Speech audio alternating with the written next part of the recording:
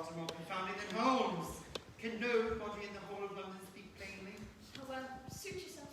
If you refuse to hear plainly. Incidentally, there is a small scamp hanging around. They seem to have procured themselves a key and got detected as key to keep them around for some basket unforeseeable. That is the Wiggins. They prove useful in cases, sometimes. You keep them out of trouble, you hear. Folk with preferences, fair enough. But I won't have ragamuffins climbing up their customs.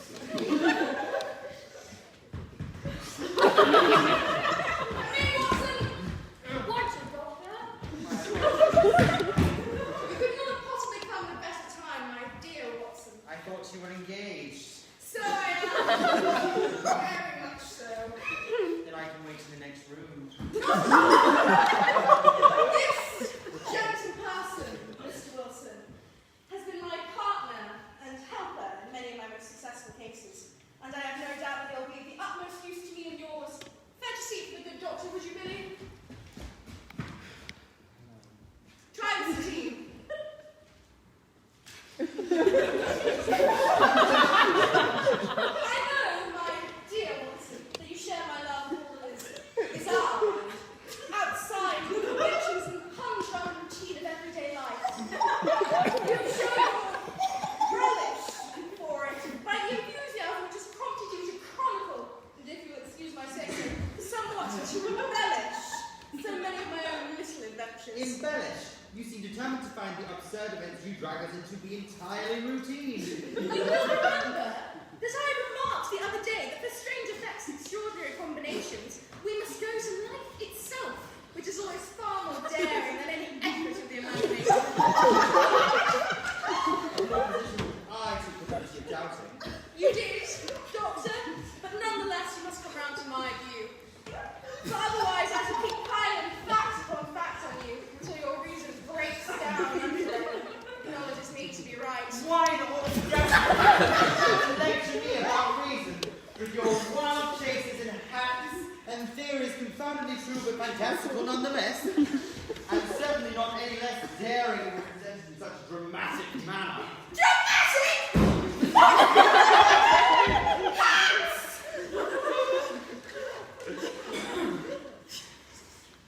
Gentlefolk, Fuck up. Into the guest. Mr. Habez Wilson here has been good enough to call upon me this morning with a promisingly singular narrative. The strangest and most unique things are very often connected through the smaller crimes, and occasionally, indeed, there is room for doubt whether any crime has been committed at all. It is impossible for me to say whether the present case is an instance of crime or not, but the course of events is certainly among the most anomalous that I have ever listened to. I am forced to admit that the facts are, to the best of my belief, unique. Why don't you find the advertisement, Mr. Wilson? Unique, I may attempt surely to read them in a manner of yourself, but I gain very little by my inspections to indicate such a mysterious involvement. They bear every mark of being an average commonplace British tradesperson, portly, pompous, and slow, drab waistcoat, frayed top hat, not only clean and faded, wrinkled overcoat upon the chair beside them. There is nothing remarkable about this person, save their blazing red hair, and the expression of extreme anger and discontent upon their features. Beyond the obvious facts, that they have at some time done manual labour, that they take snuff, that they are a Freemason, and that they have been in China, and that they have done a considerable amount of writing lately, I can deduce nothing else. How in the name of good fortune did you know all that, Mr. Holmes? How did you know, for example, that I did manual labour? It's true as gospel as I began as a ship's labourer. Your hands, my dear gentle person. Your right hand is quite a size larger than your left. And you back it. The muscles are more developed.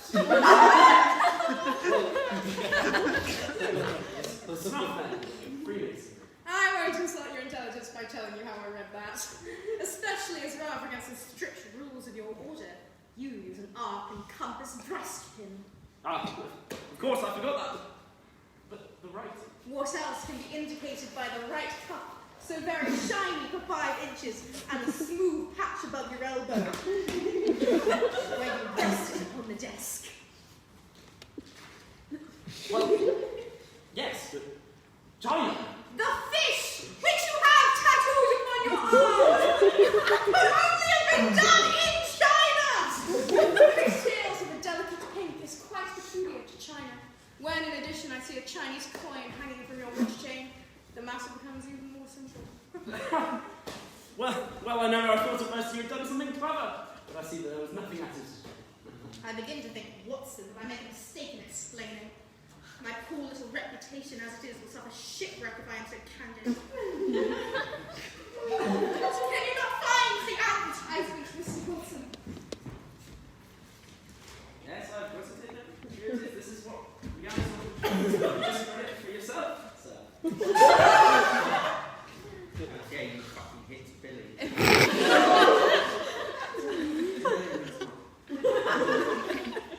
It's the Morning Chronicle of April 27, 1980. I mean, It's the wrong way 1890. Yeah, fucking see.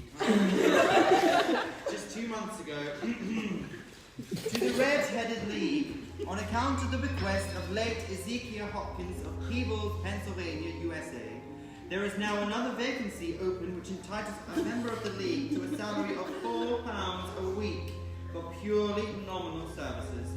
All red-headed folk who are sound in body and mind and above the age of 21 years are eligible. Apply in person on Monday at 11 o'clock to Junkin Ross at the offices of the League, 7 Popes Court, Fleet Street. What the fuck does this mean? It is a little off the beaten track, isn't it? Perhaps, Mr. Wilson, you would have the great kindness to recommence your narrative.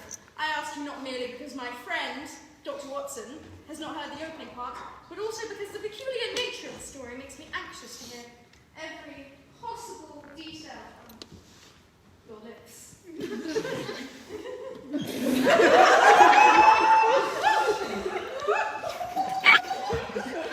Go on!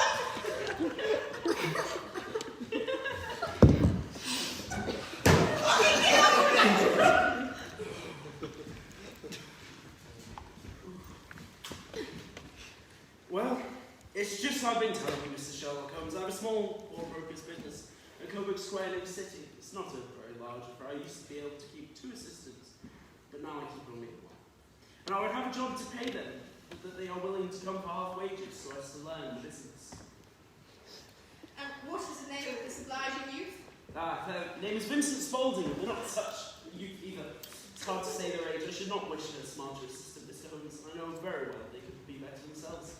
And then twice what I'm able to give them. But after all, if they are satisfied, why should I put ideas in their heads? Why indeed? You seem most fortunate in having an employee who comes under the full market price. It's not a common experience among employees in this age. I don't know that your assistant is not as remarkable as your advertisement. Oh, they have their faults too. Never was such a fellow for photography, snapping away with a camera.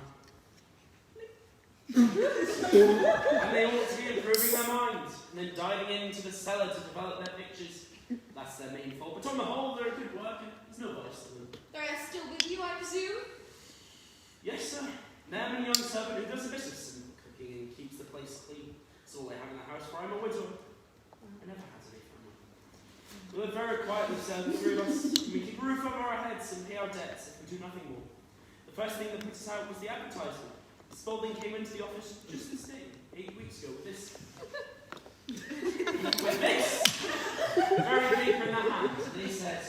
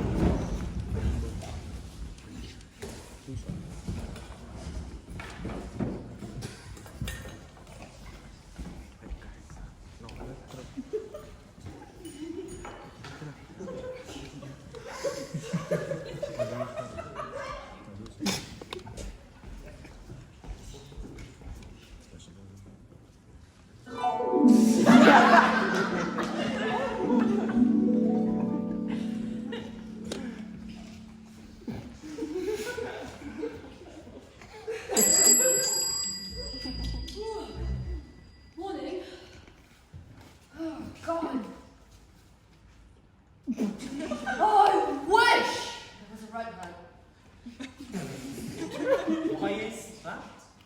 Why, you know, there's a vacancy in the League of the Red-Headed Folk.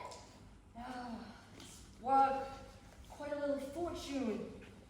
To anyone who gets in, or who as I understand, that there are more vacancies than there are redheads. So the trustees are at their wits' end as to what to do with the money. If my hair would only be a big, nice, fiery red, oh man, I would have a little nook for myself, and I would be settled for life. The League of the Red-Headed Folk, whatever is it? I mean, come on, Mr. Wilson, I know you're the stay-at-home type, and you have no social life and little friends. But you must have heard of them. No? Never? Never. Oh. Come on, you would be the perfect fit. I mean, you are yourself the ideal candidate to fill one of these vacancies. And what are they worth?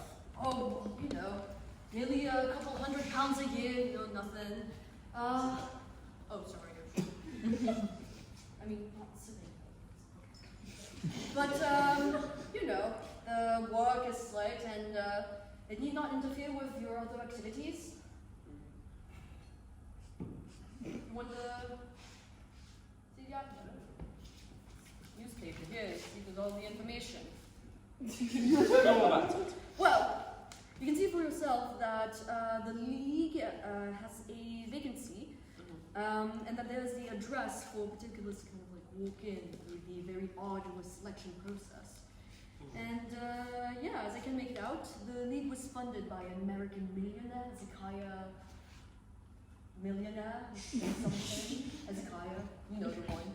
And yes, he was himself a red-headed person. After he died, he decided to leave this tremendous fortune into, well, just a fund for people who are red-handed, to help them, and give them money, help them out in life. But there would be millions of redheads people who wanted to apply, surely. Oh, yeah, not as quite as you think. Like, not as many. Like, the fund is only open to grown adults, and as well as Londoners. For you see, this is a Kyle person, man, millionaire.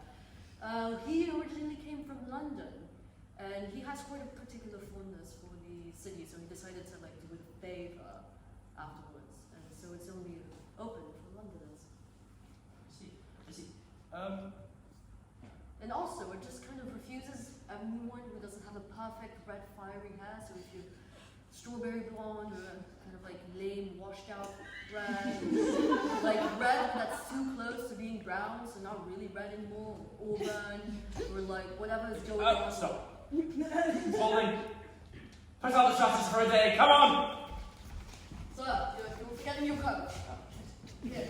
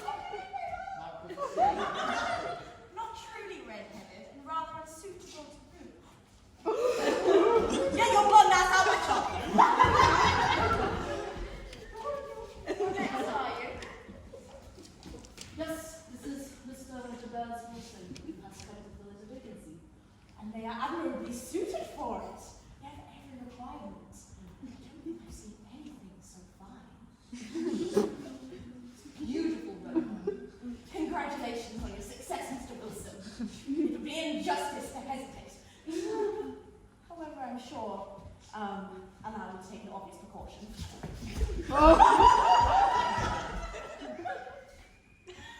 There is water in your eyes. I perceive that all is as it should be. Careful! We have twice been deceived by wigs and once by paint. I can tell you tales of cobbler's wax that would disgust you with human nature. Vacancy's closed! My name is Duncan Ross, and I am myself one of the pictures upon the font left by our noble benefactor. Are you married, Mr. Wilson? No, he's a virgin. Dear me, it's very serious indeed. Sorry to hear you say that. The fund was, of course, for the propagation and spread of redheads, as well as for the maintenance. It seems to me unfortunate that you should be a bachelor. In the case of another, the objection might be fatal, but we must stretch a point in favour of a new person with such a head as yours. When shall you be able to enter on your new duties? Well, it is a little awkward, but I have a business already. Oh, no worries about this. I'll be able to look after it for you. What would be the hours? 10 until 2? A pawnbroker's business is mostly done at that in the evening. So that should suit me very well. Vincent shall surely see to it in terms Of course. and the pay. It's £4 a week. And the what? Purely not. What do you Well, you have to bring the office or at least in the building the whole time. If you leave, you forfeit. The will is very clear upon that. You don't comply with the conditions if you budge from the office during that time. It's only 4 hours a day, and I should not think of leaving at all. No excuse will avail, neither sickness nor business nor anything else. There you must stay, or you lose your billet. But the work. Is to copy out the Encyclopedia Britannica. There's the first volume of it in that press. You must find your own ink, pens, and blotting paper, but we provide this table and chair. Will you be ready tomorrow? Certainly. Then get out of my chair. Goodbye. Goodbye, Mr. Travis Wilson. Let me congratulate you once more on attaining a position. Oh my god, so look, there's a really woman with big tits.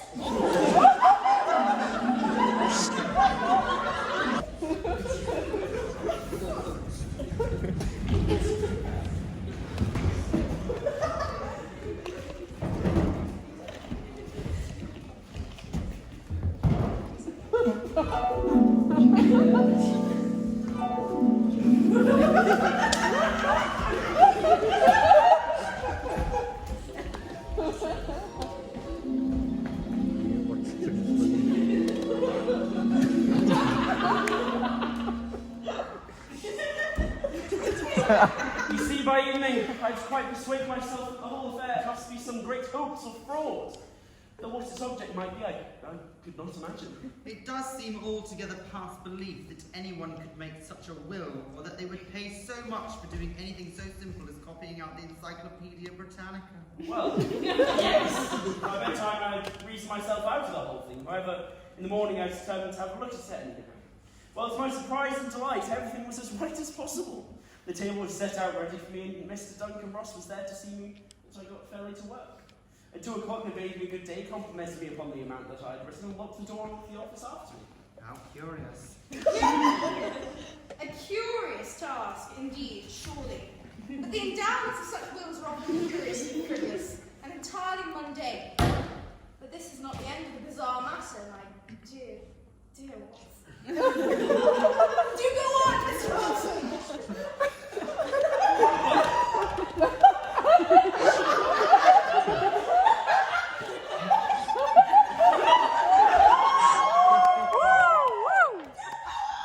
This went on down today. Mr. Holmes, and it was the same for weeks. On Saturdays, the manager came in and locked down 4 golden sovereigns for my week's work. Mr. Duncan Ross took to coming in only once for a morning, and then after a time they didn't come in at all. Still, of course, I never dared to leave the room for an instant. I'd written about habits, and archery, and armour, and architecture, and Attica, and hoped with diligence that I might get onto the bees before I was very long. And then suddenly the whole business came to an end. To an end? Yes, sir, and no reason this morning. I went to my work as usual at 10 o'clock, and the door was shut and locked, with a little square of cardboard hanging onto the middle panel of the door, with the tag. Here it is. You can read it for yourself. Any second now.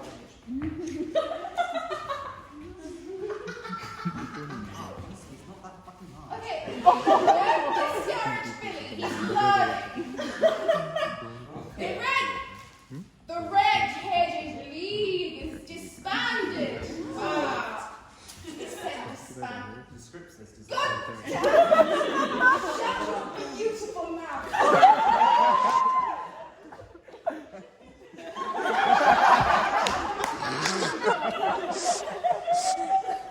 It's hilarious.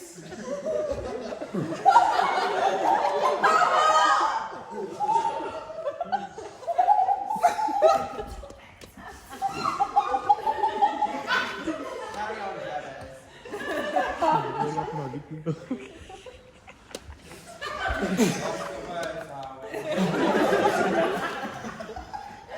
I cannot see that there is anything very funny. You know, if you could do nothing better than laugh, I can go elsewhere. No, really, I wouldn't miss your case for the world. It is most refreshingly unusual. But there is, if you'll excuse me saying so, something a little funny about it. Pray, what steps did you take when you found the card upon the door? I was staggered, sir. I did not know what to do. I went to the freeholder and asked them if they could tell me what had happened of the red-headed league. And they said that they never heard such a thing.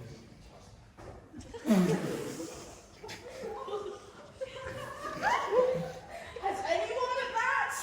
Well, then I asked them who Mr. Duncan Ross was. They answered that the name was new to them. As far as they know, the new red-headed league person at number 4 was a solicitor named William Morris. When I got to their alleged new address, it was a manufacturer of artificial kneecaps. And heard of either Mr. William Morris or Mr. Duncan Ross. And what did you do then? Well, of course I went home and I took the advice of my assistant. They could only say that if I was to wait, I should hear by post. But that was not quite good enough. Mr. Holmes, I did not wish to lose such a place without a struggle. So as I had heard that you were good enough to give advice to poor folk who were in need of it, I came right away to you. You did it very wisely. Your case is an exceedingly remarkable one, and I shall be happy to look into it. From what you've told me, I think it is possible that there is grave issues hanging from it that might at first sight appear. Brave enough, I've lost £4 a week. As far as you are personally concerned, I do not see that you have any grievance against this extraordinary league. On the contrary, you are, as I understand, richer by some £30. To say nothing of the minute knowledge which you've gained on every subject which comes under the letter A. You have lost nothing by them. No, sir. I want to find out about them and who they are and what their object was in playing their prank. If it was a prank on me. It was a pretty expensive one joke for them. For it cost them £230. We shall endeavour to clear up these points for you. At first, 1 or 2 questions for you, Mr. Wilson. This assistant of yours who first called your attention to the advertisement, how long have they been with you? About a month then. How did they come? In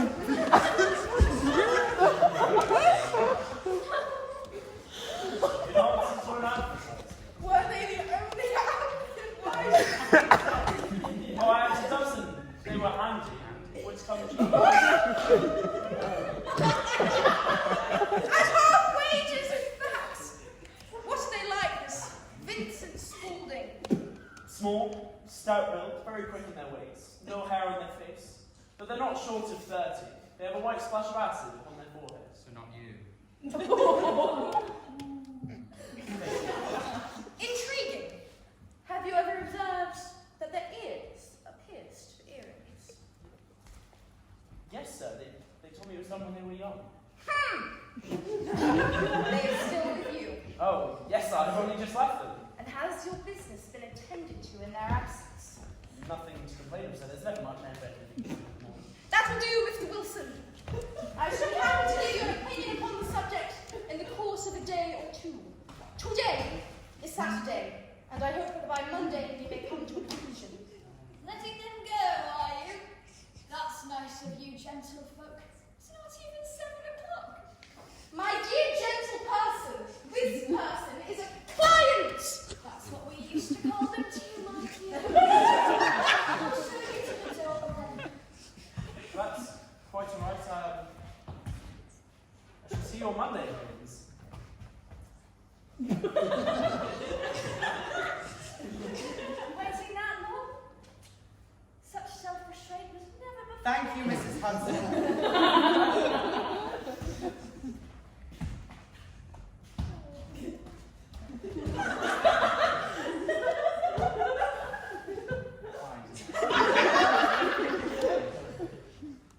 Well, Watson, what do you make of it all? I make nothing of it. It is a most mysterious business. As a rule, the more bizarre a thing seems, the less mysterious it proves to be. It is your most commonplace, featureless crimes which are really puzzling. Just as a commonplace face is the most difficult to identify. But I must be prompt over this matter. What are you going to do then? Smoke.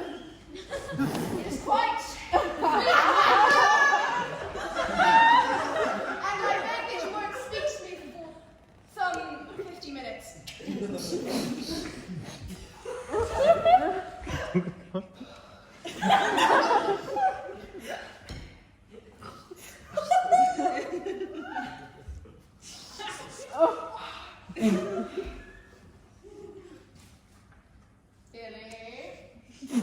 you borrow my crack pipe again?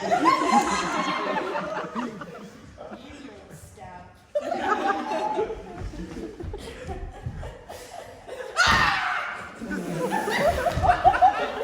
Sarah starting!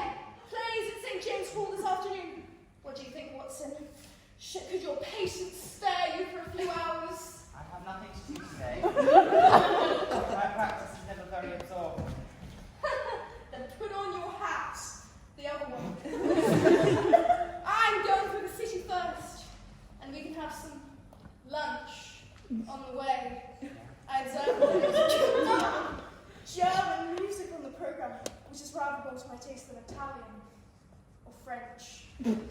It is introspective, and I want to introspect. You too, Billy. Why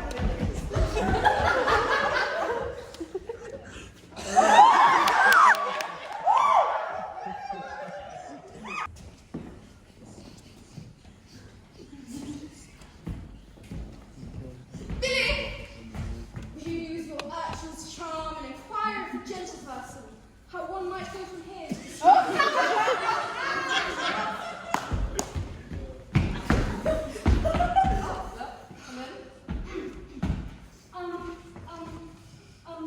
I was just wondering how one will get from here to the school. So take the third right, and then the fourth left. smart fellow, that. My judgment, the fourth smartest person in London. And for daring, I am not sure that they do not have a claim to be the third. I have known something of them before. Not that way, I promise, I swear. Wouldn't be the first time. Enough to rank the smartest folk on. Evidently, Mr. Wilson's assistant counts for a good deal in this mystery of the Red-Headed League. I am sure that you inquired your way merely in order that you might see them. Not them, What then? the knees of their trousers. And what did you see? What I expected to see. Why did you beat the pavement? My dear doctor, this is time for observation, not for talk. Billy here observes and quietly imitates. We can learn a thing or two from them. We are spies in an enemy's country. We knew something of this square. Let us now explore the paths which lie behind it. Let me see. Let me just remember something of the order of the houses here. It is a more convenient hobby of yours to have an exact knowledge of London. There is Mortimer's, the tobacconist, the little newspaper shop, the Coburg branch of the City and Suburban Bank, the vegan restaurant, and McFarlane's carriage building department. That carries us right into the other block. And now, Doctor, we've done our work. So it's time we have some fun. A vegan wrap and a cup of coffee, and then off to the violin. Where all the sweetness and delicacy and harmony, and there are no red-headed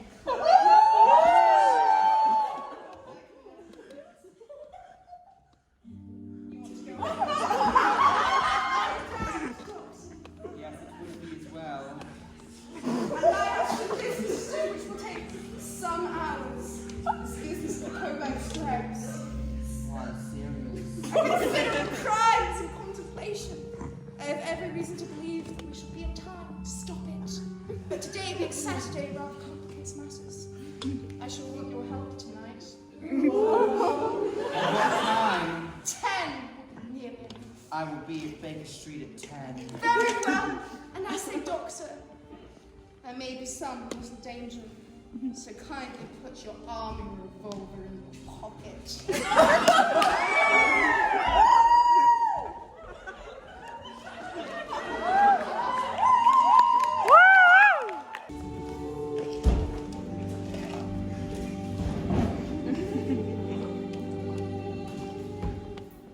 Ha!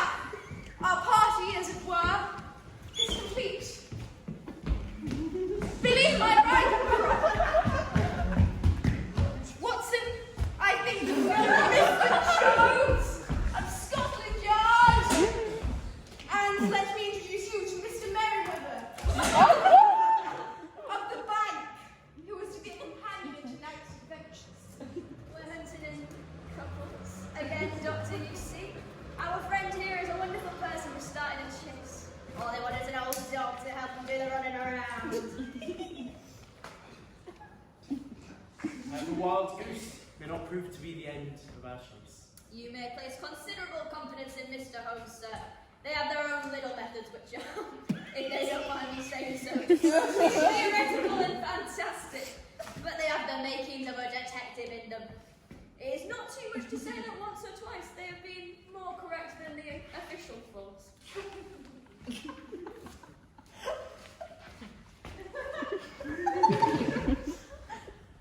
Oh, if you say so, Mr. Jones, it's all right. So I confess that I missed my rubber. It's the first day. So no, not. For 27 years that I've not had my rubber. I think you will find that you play for higher stakes tonight than you have ever done yet, and that the play will be all the more exciting. For you, what's not now? For you, Mr. Merriweather, the stake will be some £30,000, and for you, Jones, it will be the person upon whom you wish to lay your hands, not in that way. Jean Blaise, the murderer, thief, smasher, and forger. John Blaze? I've never heard of the blighter and really a murderer after my back. I've never heard the like, Mr. Holmes. Are you sure this supposed smasher will appear tonight? They are young, Mr. Merriweather, but infants. They are at the head of their profession, and I would rather have my bracelets on them than any criminal in London. They are a remarkable person, our young Jean Blaise. Their grandparent was a royal duke, and they themselves have been to Eton and Oxford and Pollock Halls. Their brain is as cunning as their fingers. And though we meet signs of them at every turn, we never know where to find the criminal themselves. They'll crack a crib in Paris one week and be raising money to build an orphanage in Cornwall. I've been on their track for years and have never set sight on them yet. I hope that I may have the pleasure of introducing you tonight. It is past 10, however, and quite time that we started. If you two will take the first hansom, Watson and I will follow in the second. Good horsey. Come on, Watson, you take the reins. Giddy up, let's run, yeah! I should hope Jones, and not I, would be the proverbial hound to aid you on your chase. And what of Merriweather and his talk of goose chases? This fellow Merriweather is a bank director. Yeah! I'm personally interested in the matter. Ah! Don't take the corner so roughly. I would rather have Jones with us also. They're not a bad fellow. Though as an absolute imbecile in their profession, they have one positive virtue. They are as brave as the bulldog. Yeah! And tenacious as a fox. If they get their claws upon anyone. You have assured me, Holmes, even as you keep your card close to your chest. Here we are now, I'm not waiting for us. This way!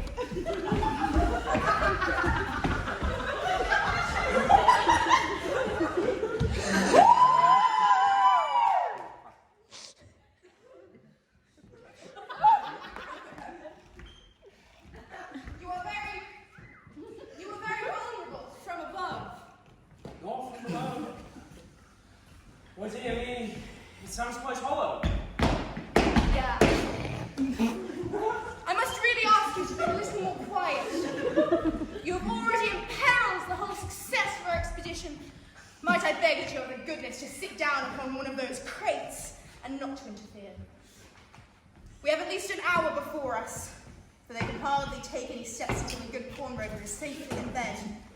Then they will not lose a minute, for the sooner they do, they work the longer the time they have to pull their escape. Billy, behave. My dad's working. There are reasons why the more daring criminals of London should take such a considerable interest in this cellar.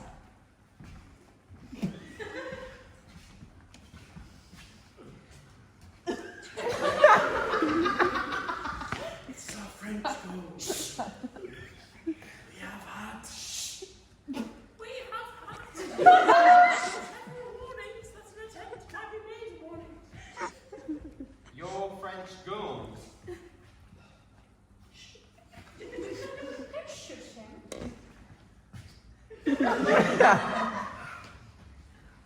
Yes. We had occasion some months ago to strengthen our resources and borrowed for that purpose 30,000 Napoleons from the Bank of France.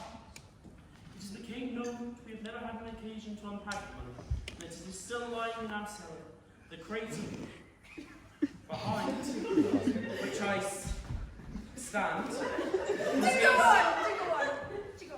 2,000 Napoleons packed between layers of lead foil. Our reserve of bullion is much larger at present than is usually kept in a single branch office, and the directors have had misgivings upon this subject. Which are very well justified. And now, it is time that we arranged our little plans. I expect that within an hour matters will come to a head. In the meantime, Mr. Merriweather, we must put a screen over that dark lantern.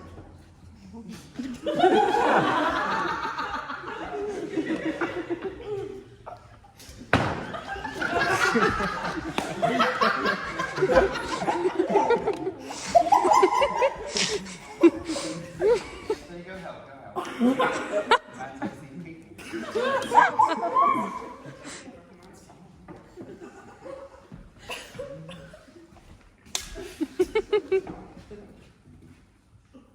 Sit in the dark. I'm afraid so! I had brought a packet of cards in my pocket. And I thought that as we were to buff dinner, you might have your brother after all. But I see that the enemy's preparations have gone so far that we cannot risk the presence of a light. And first of all, we must choose our positions. These are daring folk, and though we should take them at a disadvantage, they may do us some harm unless we are careful. I shall stand behind this crib. I shall stand behind this crib. And you conceal yourself behind those. Then, when I see a flash of light upon them, close in swiftly. If they fire, Watson. Yeah. About shooting them down. I will. Don't you worry.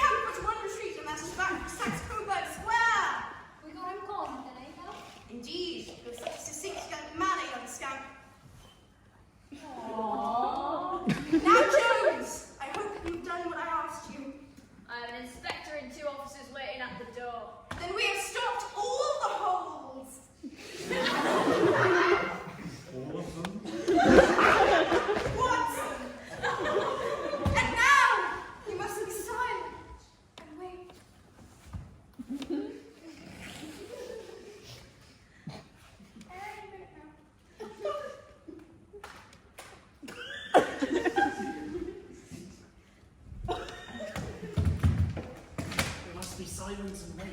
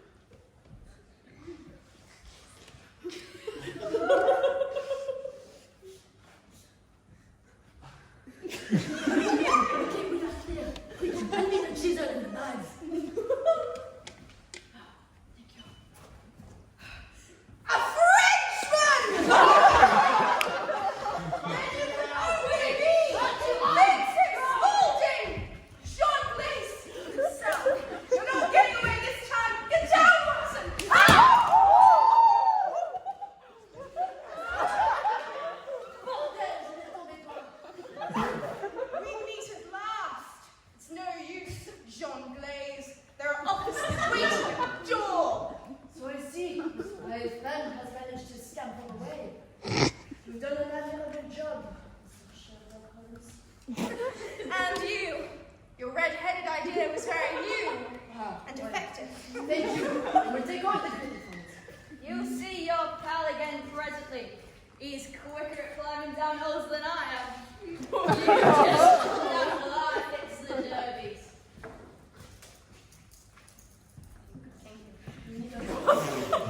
You hold that, alright? Billy, you don't need another hat.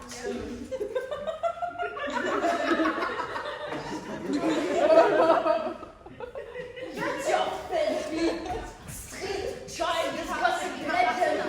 Now the pauvre of my noble body, do you not know that I have royal blood in my veins? And that when you address me, it ought to be sir, and please, and thank you, and my lord, and I respect you, and you are so beautiful and sexy, and oh, you are such cunning, and your mustache is truly beautiful. Well, if you hang on a half. Alright, well, would you please, sir, march upstairs, sir, where we can get your highness to the police station? That is much better. Thank you very much. I know. We hope Sarah enjoys Thursday at Her Majesty's. Good one, Billy.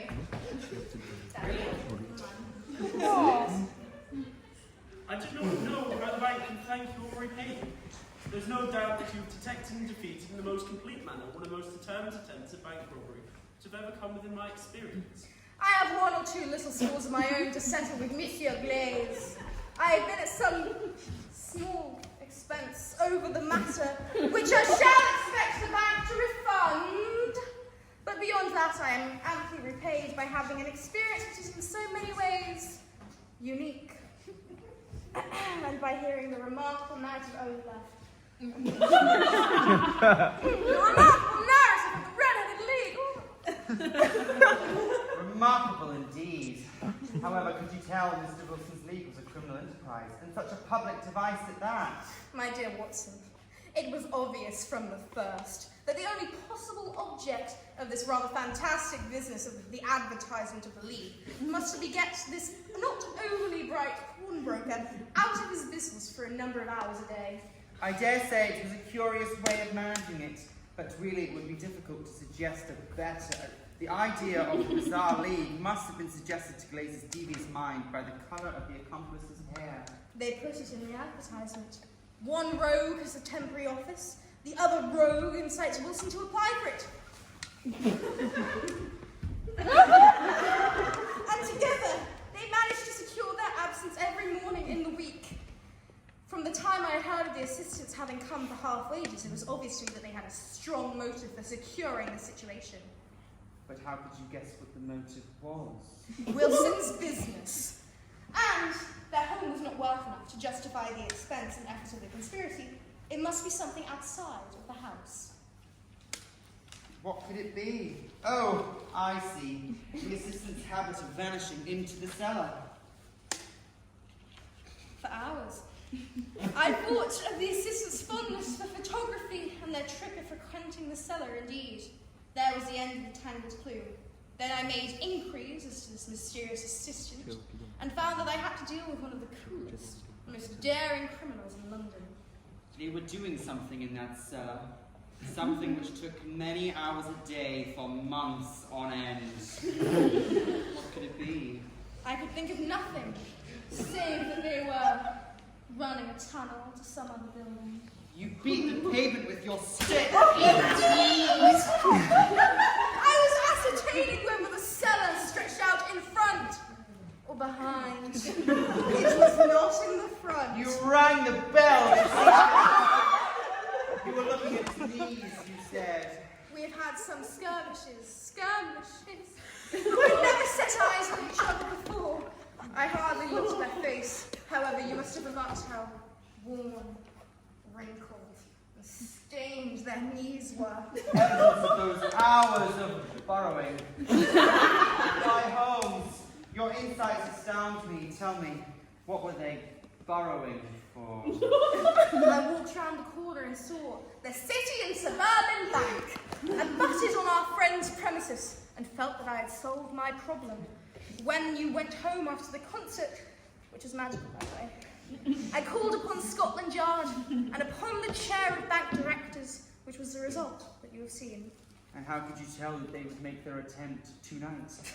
Well, when they closed their Leeds office, that was a sign that they cared no longer about Monsieur Labez Wilson. In other words, That they had completed their tunnel. but it was essential that they should use it, and soon. It might be discovered or the bullion might be removed. Saturday would give them 2 days for their escape. For all these reasons, I expected them to come tonight. You reasoned it out beautifully.